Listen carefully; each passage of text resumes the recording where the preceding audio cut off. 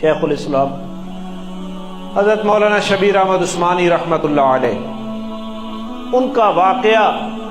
ان کے شاگرد ہیں مفتی محمد شفیع رحمہ اللہ، مفتی شفیع رحمہ اللہ فرماتے ہیں کہ استاد محترم مولانا شبیر احمد عثمانی یہ فرمایا کرتے، میں نے ایک موقع پر پہلے بھی سنایا، کہ بات حق ہو اور بات کرنے کی نیت بھی حق ہو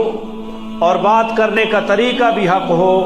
تو مفتی صاحب فرماتے ہیں کبھی بھی جھگڑا پیدا نہیں ہوگا۔ بات حق ہے، نو بات کرنے کی نیت حق ہے، اور تیسرا اس بات کرنے کا طریقہ حق ہے۔ جہاں آپ نے حق کی بات کی اور جھگڑا پیدا ہو گیا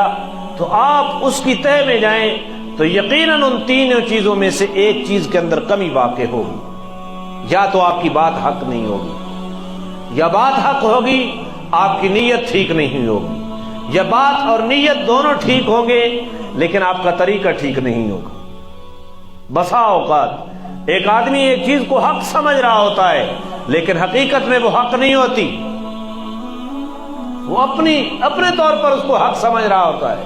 لہذا بات وہی حق ہے جس کو قرآن و سنت حق کہے، اور جو آدمی جو بات کر رہا ہے اس کو پوری تحقیق ہو کہ یہ بات حق ہے، اور پھر اس کے بارے میں نیت کا حق ہونا، کہ نیت یہ نہ ہو کہ میں کسی کو نیچا دکھانے کے لیے،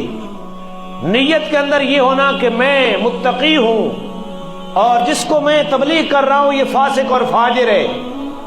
تو یہ اپنے آپ کو بڑا سمجھ، یہ نیت حق نہیں ہے۔ جنیت لوگوں کو دکھانے کے لیے، اپنے آپ کو بڑا ثابت کرنے کے لیے، تو یہ نیت حق نہیں ہے۔ اور طریقہ کہ آپ کی بات بھی حق ہے، آپ کی نیت بھی حق ہے اللہ کو راضی کرنے کے لیے،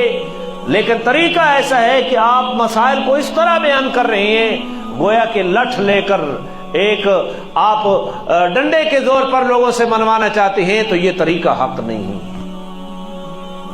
یہ طریقہ حق دوسروں کے سامنے بات کو دلائل سے مزین کر کے واضح کر کے رکھ دیں، پھر لوگوں کو اختیار ہے کہ وہ آپ کی بات کو سمجھیں سنیں، لیکن میں اپنی بات کو اگر زبردستی منوانا چاہوں تو اس کے کبھی بھی فوائد نہیں نکلیں گے، ہمیشہ اس کے نقصانات ہوں گے۔ پھر مفتی محمد